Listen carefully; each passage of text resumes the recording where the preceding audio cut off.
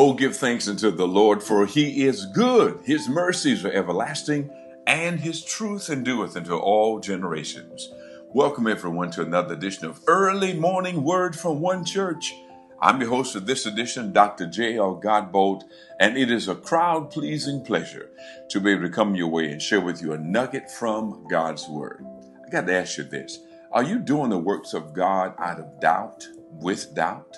Now, before I get into that, please like this, share this, subscribe to every form of social media you find One Church on out there, so when something new comes up, you can get it.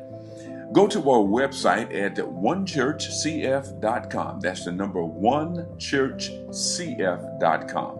And of course, if you're in the area, we would love to have you to come and visit us at our church. We're located in Fayetteville at 918 Person Street, right across from Wiener Works. We'd love for you to come and join us in church.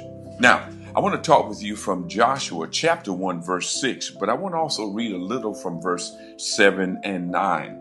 This is after God told the children of Israel, Moses is gone, I've raised up Joshua. And then God encouraged Joshua. He said some things to him that I think is important to all of us. He said in verse 6, be strong and of good courage, for unto this people shall I divide for an inheritance the land which I swear unto their fathers to give them. So what do we see here?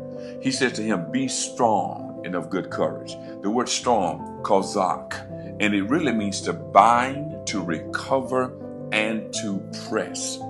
When we are in leadership in any form, you're a single mom, head of household, a single guy trying to start out with your life, doing right, when everybody around you is telling you something else, you're doing what you're supposed to do, but you're doing it in doubt. You're not sure if God's going to answer, but you know what you're supposed to do, and you're doing it, but it's with doubt.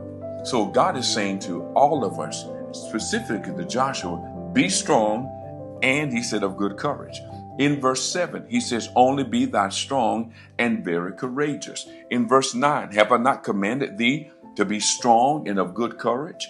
Why would God say that over and over again if he was trying to make Joshua a guy who's already proven that he could fight? He had proven that under Moses' ministry, but now he's in leadership in another position.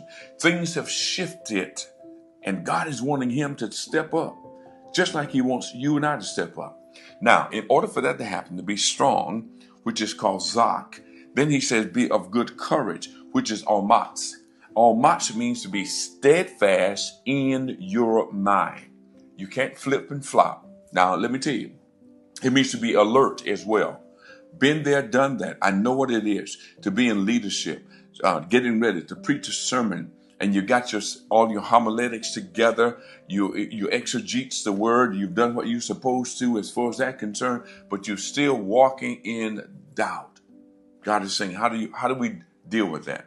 Let me give you a quick example. Spirit, soul, body. You've got to learn how to work from top down and not bottom up. Top down means you get everything from your spirit, you run it through your soul, and your body is ready to perform it.